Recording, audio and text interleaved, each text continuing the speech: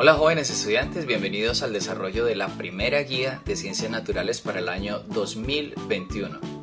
Vamos a tratar acerca de la materia y la teoría cinético-molecular. Prepárense.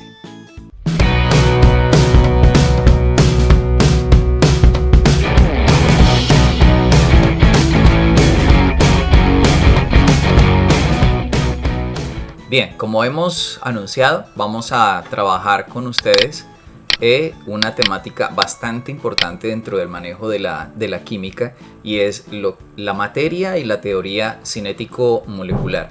A través de esta temática vamos a esbozar de manera general cómo se clasifica la materia según su estado de agregación, su aspecto a simple vista. Como observamos en esta lámina que tenemos aquí, según el estado de agregación tenemos los tres estados de la materia conocidos: líquido, gas, sólido. Creo que pues desde muchos años atrás vienen ustedes trabajando este aspecto, para ustedes será fácil. O puede presentarse la materia como una sustancia homogénea, es decir, que tú la ves como si fuera una sola cosa, una sola fase en términos técnicos. Y esa sustancia homogénea pues puede tener una composición variable, es decir, que puede estar constituida por diferentes sustancias, como también puede estar constituida por unas sustancias puras, es decir, de una sola cosa. Puede estar hecha de un solo, como lo menciona acá, de un solo compuesto o de un solo elemento.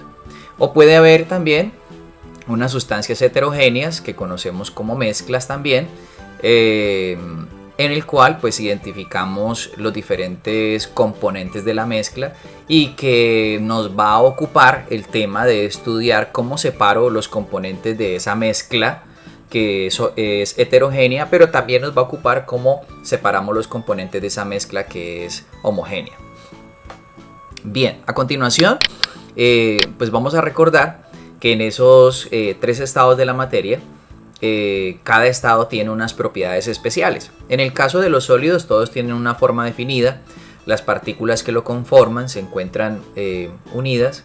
El movimiento de las partículas es muy pequeño. Los líquidos adoptan la forma del recipiente que los contiene, como lo estamos observando aquí en la gráfica, y no se pueden comprimir tan fácilmente. Su volumen para reducirlo es complejo. Y el estado gaseoso, los gases tienden a ocupar todo el espacio del que ellos dispongan, y se pueden comprimir, es decir, su volumen se puede reducir. Si tú coges un gas dentro de un cilindro, le puedes hacer presión hasta el punto de que puedes reducir el volumen que ese gas ocupa. Entonces, en esta lámina podemos encontrar esto que acabamos de decir: un estado sólido con unas partículas muy unidas, un movimiento muy pequeño; un estado líquido donde las partículas están ya un poco separadas, con un movimiento ya un poco más notable; y un estado gaseoso con las partículas muy separadas y un movimiento altamente caótico, movimiento que depende de la temperatura y también de la presión a la cual se encuentre ese gas. Eso nos lleva a recordar que los estados de la materia pueden cambiar. Es decir, yo puedo hacer un cambio de sólido a líquido, de líquido a gas, de gas a sólido, o viceversa, puedo hacer un cambio de sólido a gas, de gas a líquido, como lo estamos observando acá, de sólido a gas, de gas a líquido y de líquido nuevamente a sólido. Cada proceso de estos tiene un nombre en especial. Por ejemplo, si tomamos un sólido y lo calentamos, él se va a transformar en un líquido. Ese proceso se llama fusión. Si yo tomo el líquido y lo caliento, se convierte en un gas, y ese proceso se llama evaporación.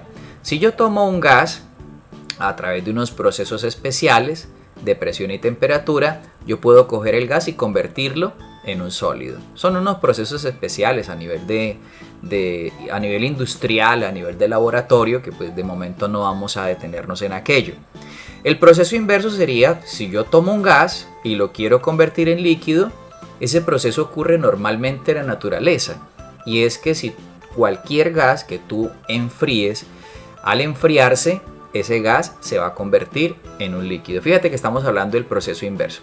Y ese líquido, si tú lo enfrías, entonces se convierte en un sólido. Lo que tú haces cuando vas a la nevera, metes un agua en estado líquido al congelador y ella se vuelve sólida. Es decir, todo lo que estamos hablando son procesos como tal que ocurren en la naturaleza, pero que tienen un orden. Si yo voy del estado sólido al líquido y del líquido al gaseoso, tengo que hacer un proceso de calentamiento. Pero si voy del estado gaseoso al líquido y luego al sólido, tengo que hacer un proceso de enfriamiento. Para poder entender esto, tendríamos que estudiar la teoría cinético-molecular. Y para poder entender la teoría cinético-molecular vamos a utilizar una aplicación especial que nos permita comprender de mejor manera cómo es que funciona este tema de la presión y la temperatura para que se den o se sucedan los cambios de estado en la materia. Bien, a través de esta aplicación o plataforma llamada FEP vamos a trabajar un poco lo que es los estados de la materia y la teoría cinético-molecular. Como lo estamos viendo en la presentación, en esta simulación, tenemos las partículas en estado, bueno, en este caso vamos a utilizar como ejemplo el neón en estado sólido. Como ustedes pueden observar allí, las partículas están unidas. Tienen un movimiento vibratorio, es muy poco. De hecho, todos los sólidos, las partículas vibran o se mueven. De la única manera de que no se movieran sería que alcanzaran la temperatura del cero absoluto. Recuerden que la temperatura es la medida de la energía cinética de las partículas, es decir, del movimiento de las partículas. Por tanto, si las partículas se están moviendo, quiere decir que hay una energía cinética y por lo tanto se va a medir a través de la temperatura. Obviamente esa energía cinética está en virtud del calor. Entre más calor, más energía cinética. Es decir, las partículas se van a mover a mayor velocidad. La teoría cinético-molecular tiene dos características básicas y es que establece lo siguiente. En el estado sólido las partículas están muy cerca y se mueven poco. En el estado líquido, como lo estamos viendo en esta segunda parte, las partículas están más separadas entre sí y el movimiento es mucho más libre, es decir, la energía cinética en los líquidos es mayor, las partículas se mueven con mayor facilidad. Y en el estado gaseoso las partículas están totalmente, ocupan todo el espacio del recipiente que los contiene, las partículas están más separadas y el movimiento de las partículas es aún mayor. En primera instancia vamos a comprender esos tres aspectos. Ahora bien, entendamos cómo influye los cambios de temperatura en el movimiento de las partículas. Vamos a explicar aquí esta simulación. Aquí tenemos las partículas, estos son átomos de neón. Aquí tenemos un dedito a través del cual vamos a empujar este émbolo, esta tapa hacia abajo para aumentar la presión. Aquí la vamos a medir. Este termómetro nos va a permitir medir la temperatura. Aquí podemos inyectar más neón a través de esta manguerita, esta bomba, para que entre más gas. A ver, hagámoslo un momento allí. A ver si se dan cuenta, ahí está entrando más gas. Sí, perfecto. Y aquí vamos a calentar o enfriar. Entonces voy a subirlo, caliento, voy a bajarlo, enfrío. ¿Sí? Ahí está. ¿Qué notamos allí? Que si yo caliento, el movimiento de las partículas se empieza a acelerar. Ustedes ven que las partículas se empiezan a mover a mayor velocidad y se empiezan a separar. Eso es una explicación muy sencilla, muy básica y muy pertinente no solamente para este tema, sino para todo lo que vamos a estar trabajando de química, en donde vamos a tener que aplicar este concepto a muchos, digamos, contextos de las preguntas tipo saber y contextos de la vida diaria, por supuesto. Que cuando yo caliento una sustancia, las moléculas se separan y se empiezan a mover a mayor velocidad. Como ustedes notan, ha aumentado la temperatura, está aquí en 38 grados Kelvin, no estaba en 38, estaba en una temperatura menor. La presión estaba en 0, ya ha aumentado. Mire, va en 11, 12, 13, 14 atmósferas, está variando. Y entonces vamos a hacer aquí una cosa. Vamos a bajar la temperatura, vamos a ponerle frío. ¿Sí? Como ustedes observan en la parte superior, la temperatura está bajando. ¿Sí? Ahí 8 Kelvin. Mira lo que ha pasado. Las partículas perdieron movimiento y se fueron hacia el fondo, indicándose que estaban en estado gaseoso y ahora se han convertido en estado líquido, o posiblemente si sigo enfriando se convertirán en estado sólido, es decir, las partículas ahí, fíjate que ya no se están moviendo, sino que están vibrando solamente un poco, ¿verdad? Entonces tengo el estado sólido, yo caliento y lo voy a convertir, voy a aumentar la temperatura, se me va a convertir en un líquido. Ahí ya tenemos un líquido, las partículas se están moviendo, la energía cinética obviamente es mayor, la distancia entre las partículas ha aumentado, bien, pero si yo sigo calentando, la sustancia va a pasar a estado gaseoso. Entonces vamos a aumentar la temperatura, vamos a calentar, observen el termómetro en la parte superior, ¿sí? 38, 39, 40, 42 Kelvin, 44, y allí yo ya tengo un gas, ¿sí? ¿Por qué? Todas las partículas están completamente separadas, se están moviendo en todas las direcciones, están aumentando su velocidad de desplazamiento, la distancia entre moléculas también ha aumentado y como ustedes notan la presión también ha aumentado, ya aquí la tenemos en 14, vamos a ponerle más temperatura, vamos a ver que la presión sigue aumentando, como ustedes lo pueden observar allí la presión sigue aumentando.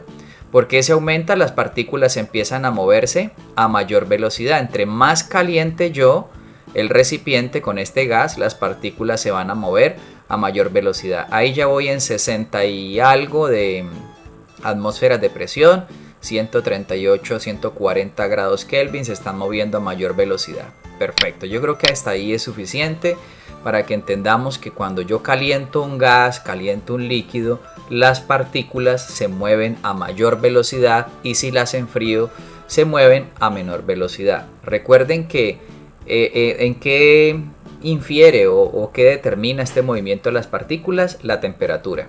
Es decir, que la temperatura, repito, lo que está midiendo es la velocidad a la cual se mueven las partículas, ¿sí?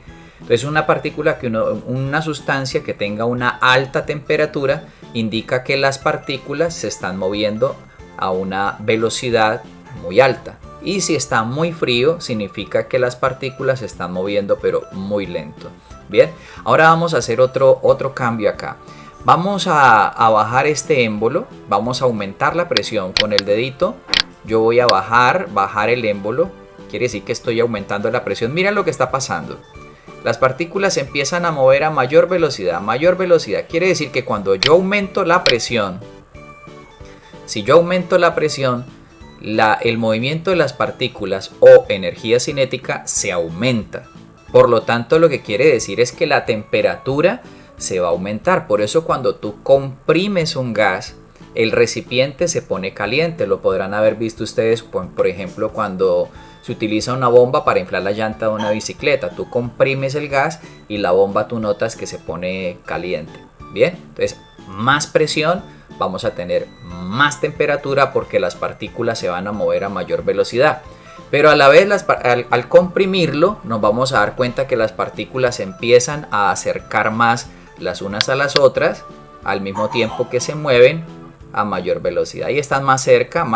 Ah, bueno, pum, no aguantó la presión y explotó. Vamos a regresar la tapa. Ok, vamos a aumentar acá. Sí, está aumentando. Aumentando la velocidad de las partículas se acercan cada vez más, sobrecarga, bueno, las tallamos, perfecto, vamos a bajarla otra vez y vamos a dejarla allí, ¿sí? Ya sabemos allí, vamos a calentarla un poquito. ¿Qué va a pasar? Vamos a evidenciar que las partículas se van a mover a mayor velocidad, la presión se va a aumentar, ¿sí? Porque estoy calentando el gas, se aumenta la presión. Bien, y vamos a hacer otra cosa más. Vamos a inyectar a través de esta bomba, vamos a inyectar más gas allí. Entonces vamos a hacer el ejercicio, Vamos a bombear, bombeo, bombeo, bombeo, bombeo allí. Están ingresando más partículas, creo que lo están viendo allí en el video, en la animación. ¿Sí? Estamos inyectando más. Y entonces al aumentar más, mire qué está pasando con la velocidad del movimiento de las partículas. Está aumentando. ¿Por qué? Porque entre más gas yo le meta al recipiente, al cilindro, me va a aumentar el movimiento de las partículas. Se calienta. Y por lo tanto la presión también se va a aumentar. Ustedes pueden estar observando en el reloj, aquí en la parte superior, como cuando yo inyecto, entre más gas inyecte, la presión se aumenta. Claro, eso pasa como cuando tú tienes una llanta y le echas aire y más aire y más aire, la presión sigue aumentando, aumentando, aumentando, pero ten en cuenta también que al aumentar la presión, como no puede modificarse el volumen, entonces la temperatura también se sube. Bien, vamos a calentar aquí un poquito, calentemos. ¿Qué va a pasar? Lo que va a pasar allí es que las partículas aumentan su energía cinética. ¡Pum! Explotó. No aguantó más la presión el recipiente, el cilindro, y explota. Aquí tenemos también al lado, no sé si lo estaban mirando ustedes, vamos a retornar al punto de inicio. Aquí está algo que se llama el diagrama de fases, lo vamos a estar dialogando un poco más adelante. Quiero que miren cómo cambia allí. Si yo aumento la temperatura, mire cómo está el puntico rojo viajando, viajando, viajando, ¿sí? Viajando, indicándome que hay un paso del estado sólido al estado líquido, y si sigo calentando se me convierte en un gas. Diagramas de fase, vamos a verlo más adelante. Bien, después de esta explicación acerca de lo que llamamos la teoría cinético-molecular, un aspecto tan importante para poder comprender muchos aspectos de la química y de la física, ahora establezcamos unos puntos claves para que podamos entender algunos conceptos que nos van a hacer más fácil el manejo, por ejemplo, de algunas competencias evaluadas en las pruebas saber. En primera instancia, como le estamos observando en esta lámina, vamos a tener que establecer la diferencia entre un cambio físico y un cambio químico. Los cambios físicos son los que nosotros acabamos de ver, son los cambios de estado. Nos menciona aquí esta filmina, no se altera la naturaleza de las sustancias que intervienen en el proceso siguen teniendo la misma composición química antes y después del cambio. Entonces, por ejemplo, el cambio de estado es un cambio físico. Si el agua la pasas de estado sólido a estado líquido, el agua sigue siendo químicamente agua, no cambia la composición. Si tú disuelves azúcar en agua, el azúcar en el agua sigue siendo azúcar y no cambia la composición química, y el agua sigue siendo agua, no cambia la composición química. A diferencia de los cambios químicos, dice acá, es aquel que produce un cambio en la naturaleza o composición química de las sustancias que intervienen en él. Es decir, cuando ya cambiamos la estructura química de la sustancia, ha ocurrido un cambio químico. Vamos a poner algunos ejemplos, como el que aparece acá. La oxidación del hierro, ¿sí?, cambia la composición. Es decir, si tú oxidas el hierro, ya eso no es hierro. Químicamente es otra sustancia química que se denomina precisamente óxido de hierro. El proceso de la cocción de los alimentos es un cambio químico porque cambia también la composición química de la mayoría de los compuestos químicos que hacen parte de los alimentos. Quemar un trozo de madera, ya la madera químicamente hecha de celulosa deja de ser celulosa y se convierte en carbón. Esos serían procesos químicos, cambia la composición química. Ahora bien, decíamos en una lámina anterior que las sustancias pueden estar hechas o de átomos o de moléculas. Entonces vamos a establecer una diferencia. Los átomos es la partícula, digamos, más pequeña que conforma a la materia, entre comillas más pequeña. ¿Por qué decimos esto? Porque el átomo está conformado a su vez por partículas subatómicas que lo conforman, pero a nivel, digamos, estructural, la materia está hecha a base de átomos. Pero los átomos en la naturaleza generalmente no se encuentran solos. existen diferentes tipos de átomos y esos diferentes tipos de átomos se llaman elementos químicos. Ese es el tema de la segunda guía que vamos a estar trabajando este año. Esos átomos, cuando se unen con otros átomos, forman algo que se llaman las moléculas o también llamadas compuestos, como tenemos acá. ¿Sí? En esta representación, esto es una molécula de azúcar, donde encontramos átomos de oxígeno, átomos de carbono y estos azulitos que son átomos de hidrógeno. Si ustedes cuentan, aquí hay un átomo de carbono, 2, 3, 4, 5, 6 átomos de carbono. Con eso podríamos decir entonces que la molécula de glucosa está constituida por 6 átomos de carbono. Repito, porque la molécula está hecha de la unión de varios átomos. Pero también podríamos decir, ¿cuántos oxígenos tiene? Vamos a contarlos. Tiene un átomo de oxígeno acá, 2, 3, 4, 5, 6. 6 átomos de oxígeno. Y vamos a contar ahora cuántos hidrógenos tiene esta molécula de glucosa. Tiene 1, 2, 3, 4, 5, 6, 7, 8, 9, 10, 11, 12. Tiene 12 átomos. Por lo tanto, yo podría decir que la fórmula química de la molécula de glucosa es C6H12O6, que me indica que esa molécula de glucosa tiene 6 átomos de carbono, 12 átomos de hidrógeno y 6 átomos de oxígeno. Estableciendo ya esa diferencia, entonces vamos a recordar que existen unas propiedades que tiene la materia, pero vamos en primera instancia a hacer una generalización. Existen unas propiedades que llamaremos propiedades extensivas. Las propiedades extensivas son aquellas que dependen de la cantidad de materia. Por ejemplo, cuando hablamos del volumen de un cuerpo, veremos que este varía dependiendo si tiene más o menos masa. Es decir, los cuerpos, entre más masa tengan, más volumen tienen, o entre más volumen tengas porque tiene más masa. Entonces, repetimos, las propiedades extensivas son aquellas que dependen de la cantidad de materia. ¿Qué es la cantidad de materia? La masa. Entonces, entre más masa, cambia la propiedad. Entonces, un ejemplo de ello es el volumen, ¿sí? Entre más masa, más volumen puede tener la sustancia. Y las propiedades intensivas, ¿sí?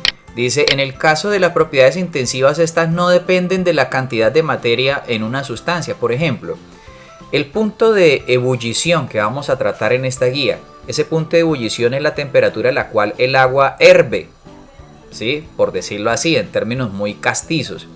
Pero el punto de ebullición del agua son 100 grados centígrados. Tú introduces el termómetro en el agua y al empezar a hervir, si estás a nivel del mar, te va a marcar 100 grados centígrados. Pero los mismos 100 te van a marcar independientemente si tienes 10 mililitros de agua, a si tienes 100 mililitros de agua, a si tienes una olla inmensa de agua, a si tienes una olla de esas indias que utilizamos acá en el Huila para los tamales.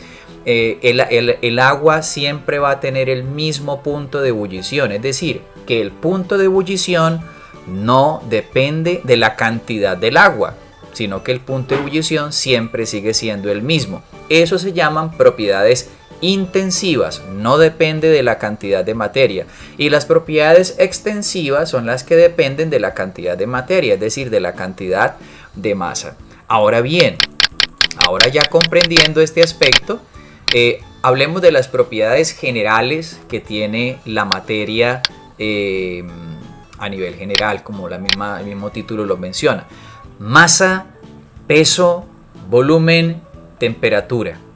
La masa es la cantidad de materia, lo medimos con una balanza, con una báscula. Aquí hemos graficado la que vemos muy comúnmente en el supermercado. Diferente a peso, la gente trata de confundirlo. El peso se mide con un aparato especial que es dinamómetro, es un dinamómetro. Pero entiendan, el peso es la fuerza con la que la Tierra atrae un cuerpo. Y esa fuerza con la que la Tierra atrae un cuerpo depende de la masa.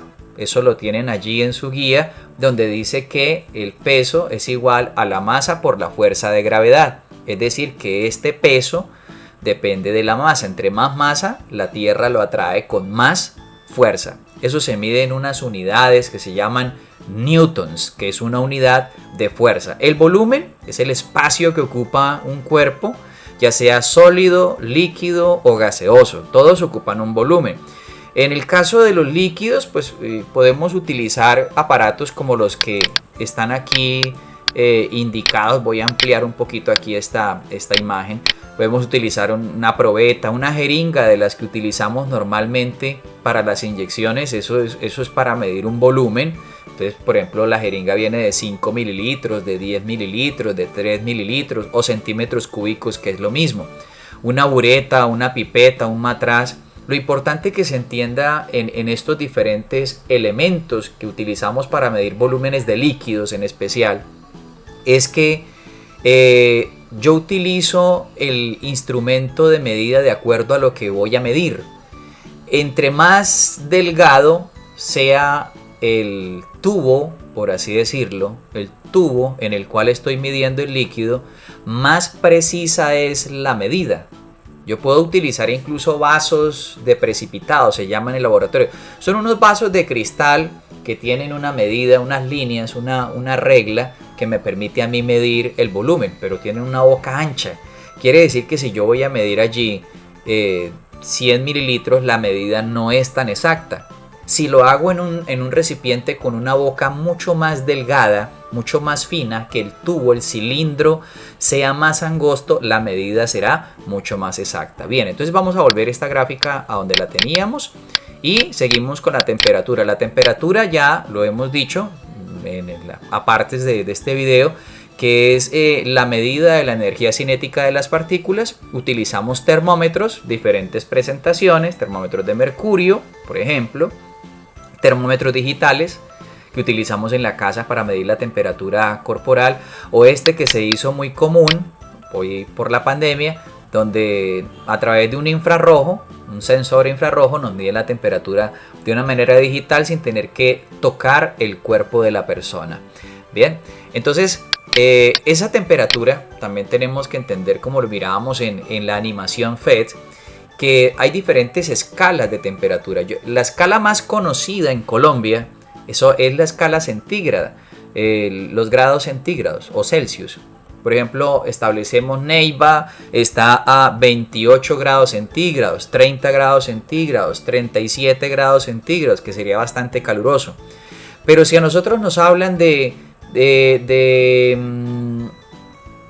400 grados Kelvin, 373 grados Kelvin, 273 grados Kelvin, de pronto para nosotros no es tan normal. Por eso vamos a observar aquí en la gráfica, aquí hay una equivalencia entre la escala Celsius o centígrada, que es la que utilizamos nosotros, la escala Kelvin y una escala europea que se denomina Fahrenheit, también casi no se usa.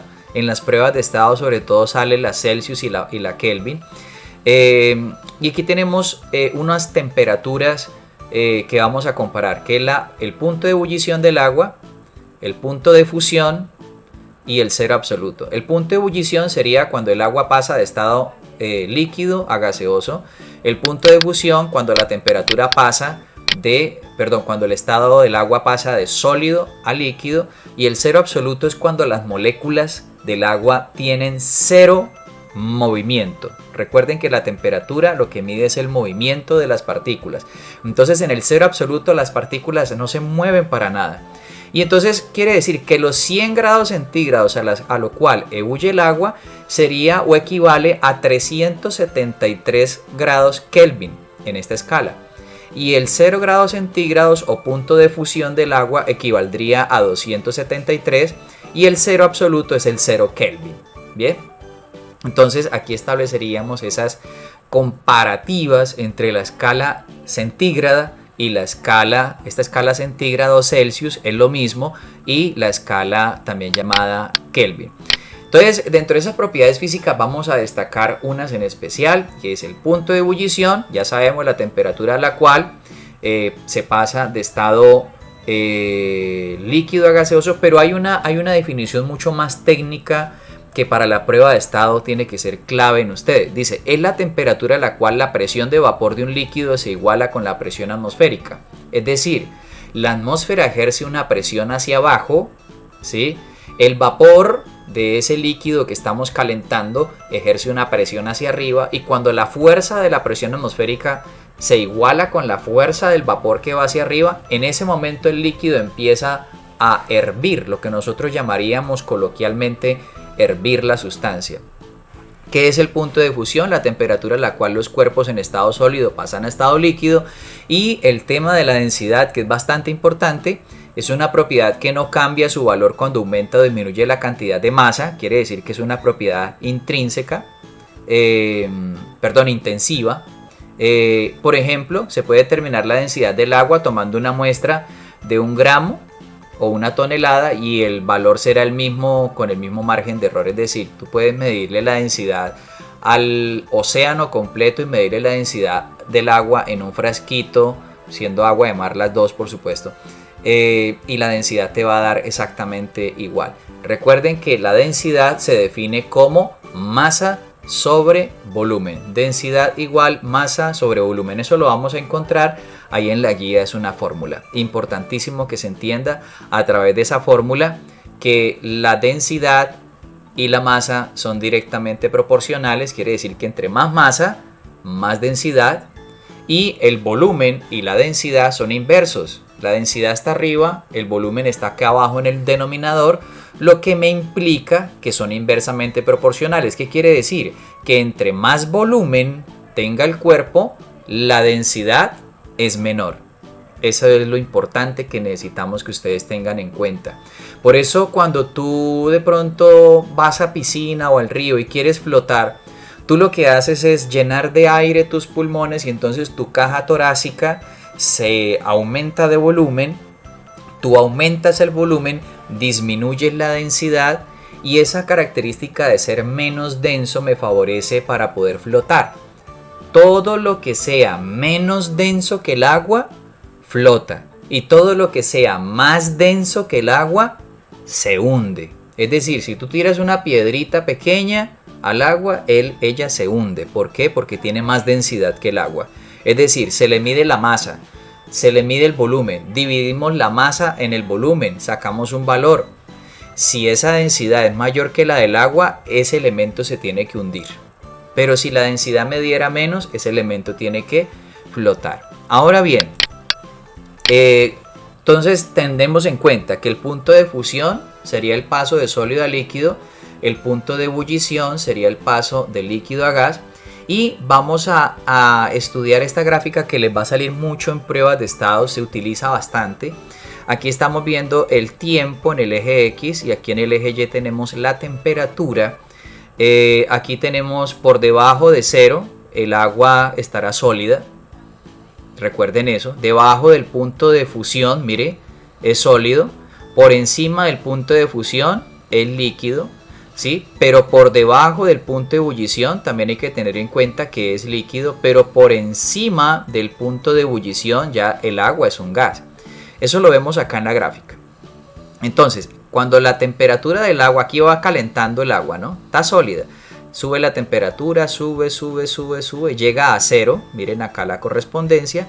Llega a 0 y ocurre entonces el proceso de la fusión, es decir, que el agua se transforma de estado sólido a líquido. Mientras esté ocurriendo ese cambio de estado, lo importante que tengan en cuenta es este fenómeno. Miren que la temperatura no cambia. En todo cambio de estado, la temperatura permanece constante. Una vez ya deje de ser sólida y pase al líquido, ahora sí la temperatura sigue subiendo porque estamos calentando. Por eso el título, curva de calentamiento.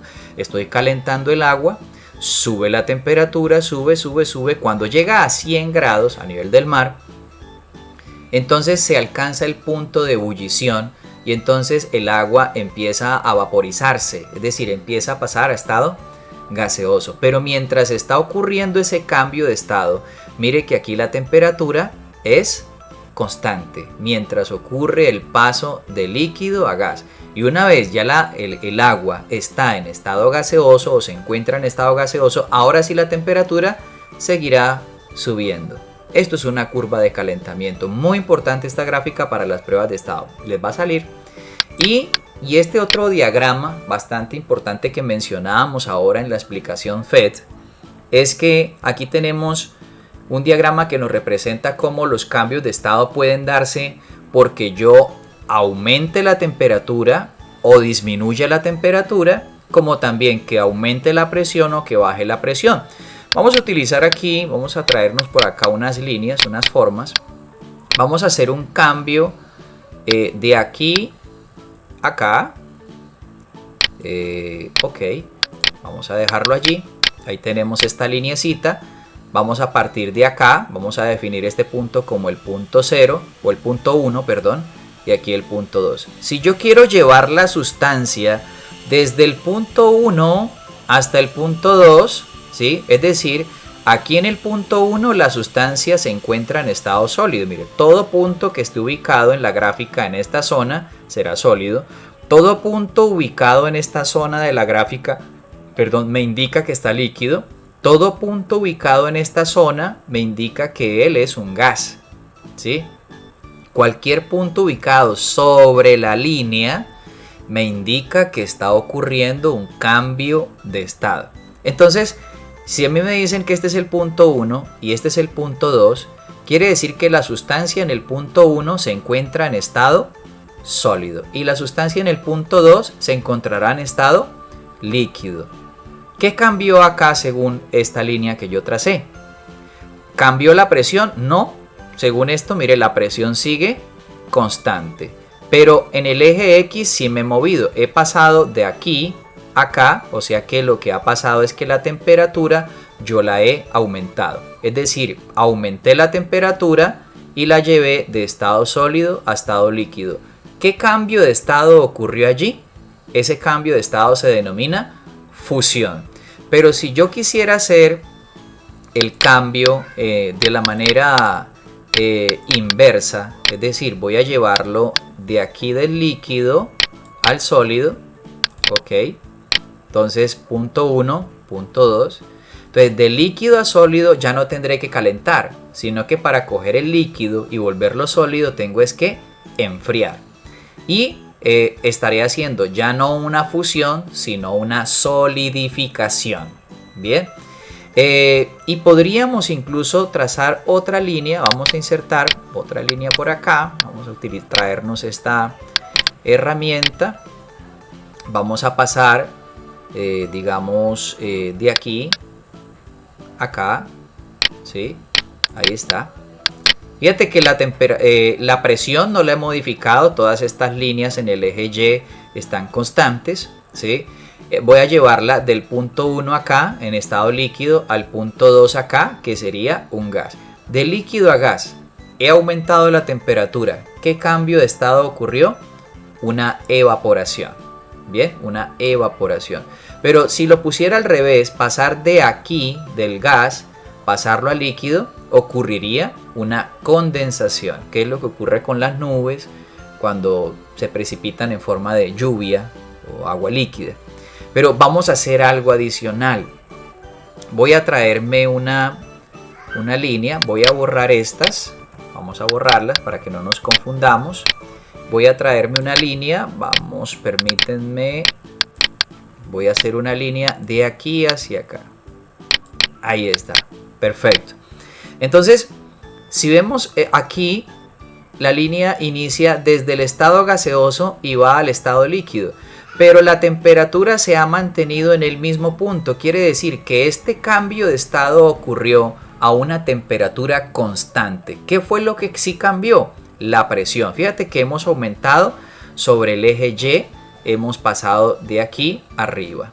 Bien, ¿qué ha pasado? Al aumentar la presión de un gas, ¿sí? Aumentarlo es que lo comprimen, lo comprimen, lo comprimen, lo comprimen, hasta que ya las moléculas se acercan, se acercan, se acercan tanto que ya visualmente ya no son un gas, son un líquido. Este fenómeno, eso se llama un gas licuado. El gas se licúa. Y ese fenómeno se observa en las mecheras que utilizamos para la cocina, los briquettes, donde tú coges la mechera y tú observas como un líquido adentro, pero realmente no es un líquido.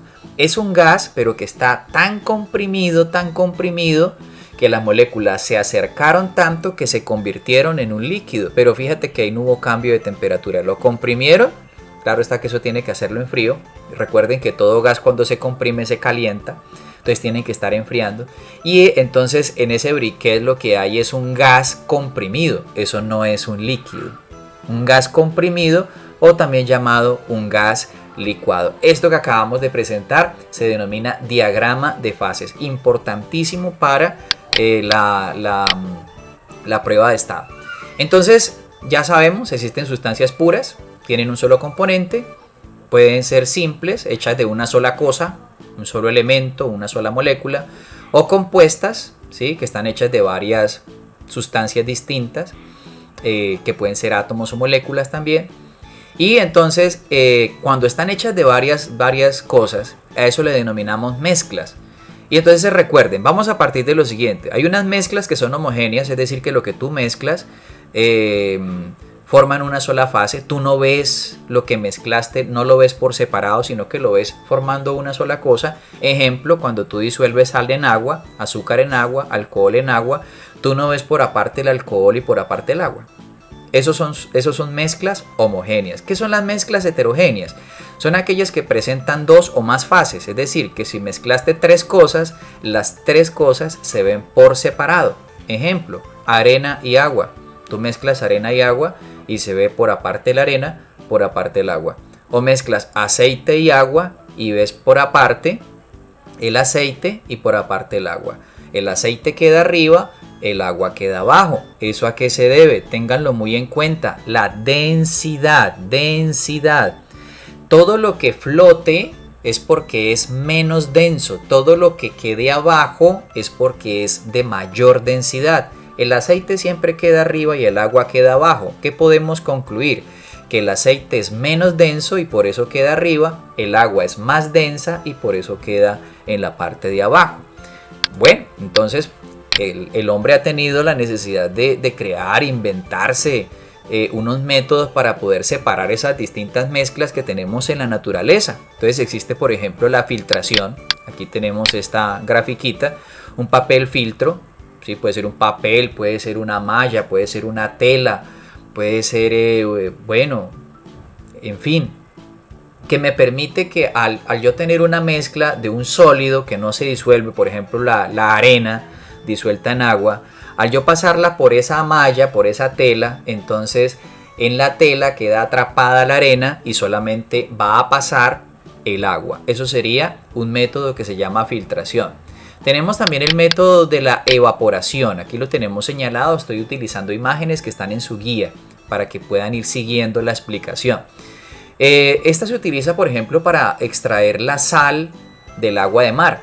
Lo que se hace es, se toma el agua de mar, se coloca en unas, ahí mismo en la playa, como en unas albercas, por así decirlo, y el agua se evapora. Pero como la sal no se puede evaporar, la sal es no volátil, tengan en cuenta el término. Volátil significa que se evapora, o sea que el agua es volátil. Y la sal no es volátil, quiere decir que la sal no se evapora. Entonces la sal queda allí. Entonces de esa manera se extrae la sal del agua de mar y la utilizamos para comerciarla y para el consumo humano. Y tenemos aquí en este lado el método de la decantación, separación de agua y aceite. Aquí estaban mezcladitos como burbujitas de aceite y agua, ¿verdad? Y aquí al dejar quieto eso, el aceite empieza a subir y el agua empieza a bajar y quedaron separadas. Ese método se llama decantación. ¿Quién lo utiliza? Las industrias petroleras. El petróleo cuando se extrae del pozo viene mezclado con agua. Entonces lo que hacen ellos es dejar el petróleo que viene mezclado con agua, lo dejan en unos estanques supremamente inmensos, lo dejan quietico para que el petróleo, que es aceite, suba y el agua salada, que es más densa, baje. Y luego, como en el aparatico que tenemos acá, vamos a ampliarlo un poco, tiene una llave de paso aquí abajo. Si yo la abro, entonces va a salir el agua que está aquí de primera. Lo mismo hacen los petroleros, abren una llave y dejan que el agua salga, y cuando ya haya salido el agua cierran y lo que queda ahí es petróleo. Aquí tenemos otro método, el último para el día de hoy, que es la destilación. Se utiliza sobre todo en las industrias licoreras para producir el alcohol. se utiliza un fermento, una chicha, por así decirlo, se llama mosto, para ser más exactos en términos técnicos, donde hay agua, donde hay impurezas de la fruta que se fermentó o de la caña de azúcar, donde hay alcohol etílico, que es el que utilizamos para antiséptico o para consumo humano. Hay alcohol metílico, que es tóxico, pero se utiliza como combustible también.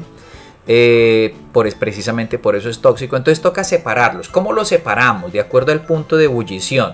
Cada sustancia tiene un punto de ebullición diferente. El agua ebulle a 100 grados. El alcohol ebulle a 70. ¿Qué implica esto? Este montaje, aquí voy a agregar la mezcla de, por ejemplo, agua y alcohol. Vamos a suponer alcohol etílico. Y voy a calentarlo con un mechero. Esto es como una estufita pequeña ahí abajo. Caliento. Y aquí tengo un termómetro. Cuando la temperatura me llegue a 70 grados, yo voy a estar garantizando que solamente se va a estar evaporando el alcohol etílico, no el agua, porque el agua se evapora a los 100 grados. Entonces lo que hace allá en la planta de producción es que mantienen la temperatura a 70 para que por acá, por este tubito, vaya saliendo solamente alcohol. Este tubo se llama refrigerante. Vamos a aplicar la teoría cinético-molecular. Por acá lo que sale es un vapor, un gas. Pero al pasar por este, digamos, elemento o artefacto que es frío, entonces ese gas que viene caliente se enfría y pasa a estado líquido. Y entonces aquí lo que van saliendo son goticas de alcohol. ¿Y el agua dónde va a quedar? Acá. Porque yo no he subido la temperatura hasta 100. Si la subo hasta 70, solamente logro evaporar el alcohol etílico. Bien, entonces hasta allí tenemos la primera parte de nuestra guía, que corresponde a lo que es los principios de la materia. Pero también queremos mencionar unos aspectos claves, que es con respecto a las 3 leyes de Newton. Queremos combinar la química y la física. Y vamos a mencionarlas, están en su guía, vamos a hacer un esbozo general. Recuerden que al final de la guía hay un taller tipo ICFES que tienen que trabajar para aplicar todo esto que estamos analizando. Entonces, la primera ley de Newton es la ley de la inercia, establece que todo cuerpo permanecerá en reposo o moviéndose a velocidad constante en línea recta, a menos que una fuerza externa le haga cambiar. Es decir, tú tienes el armario, este armario que está detrás mío. La ley de la inercia establece que él va a seguir quieto ahí, ¿sí? Él no se va a mover a no ser que haya una fuerza externa que haga que lo mueva. Entonces yo puedo empujarlo y de esa es la única manera que él se podrá mover. Y si hay un cuerpo en movimiento, pues ese cuerpo seguirá en movimiento si no hay alguien que lo pare, que no hay una fuerza que lo pueda detener. Una ley bastante sencilla de comprender. La segunda ley de Mendel, la ley de la fuerza, dice que para cambiar el estado de movimiento de un objeto se debe aplicar una fuerza externa. La cantidad de fuerza necesaria es proporcional a la aceleración que adquiere. A ver, ¿qué quiere decir? Que si yo voy a mover el mueble o este mueble que tengo aquí al lado, si yo lo voy a correr, la fuerza que yo voy a aplicar sobre el mueble en primera instancia depende de la masa que tenga el mueble. Si el mueble tiene una masa muy alta, quiere decir que la fuerza que yo debo aplicar debe ser también una fuerza muy alta que compense o que sea mayor que la fuerza del peso que ejerce el mueble. De lo contrario, no lo voy a poder mover. Si esto pesa 300 newtons, para yo moverlo, a lo menos correrlo, necesitaría una fuerza mayor a la fuerza que él ejerce. Entonces necesitaría 400 newtons para poderlo mover. Si yo quiero empujar esta pared y tumbarla, entonces yo necesitaría aplicar una fuerza mayor a la fuerza que la pared ejerce sobre mí, en cierta manera, para no dejarse tumbar. Entonces ella tiene una resistencia de 500 newton. ¿Qué quiere decir? Que si yo la quiero tumbar, yo tengo que aplicarle una fuerza de 600. Más o menos es una explicación básica de esta norma, de esta ley. Y tercera ley de Newton dice ley de acción y reacción. Una ley que vamos a aplicar también en química. Es una ley que aplica, es universal. Dice, si se aplica una fuerza sobre un objeto, este aplicará una fuerza igual sobre el primero, pero en sentido contrario. Muy sencillo. Vamos otra vez con el ejemplo de la pared, ¿sí? Si yo ejerzo sobre la pared una fuerza de 300 newton, la pared me devuelve a mí en sentido contrario también 300 newtons, ¿sí? Pero si yo le hago la fuerza hacia ella, hacia allá, pongámoslo en estos términos en el video, la pared hace una fuerza en sentido contrario para no dejarse tumbar. Entonces, si yo aplico 300 newtons, la pared me devuelve también una fuerza de 300 newtons. Esa es la ley de acción y reacción. Bien, de esta manera estamos culminando con esta explicación. Nos vamos a encontrar el día miércoles para una nueva asesoría. Los que podamos por reunión por Meet, y si no a través del WhatsApp, estaremos compartiendo los audios de la llamada que tengamos. Y también en la semana 3 de retroalimentación nos volvemos a encontrar con todos ustedes. Que tengan una feliz tarde, feliz noche, feliz mañana, dependiendo del horario en el que estén mirando esta grabación. Cuídense mucho y nos vemos la próxima semana. Hasta pronto.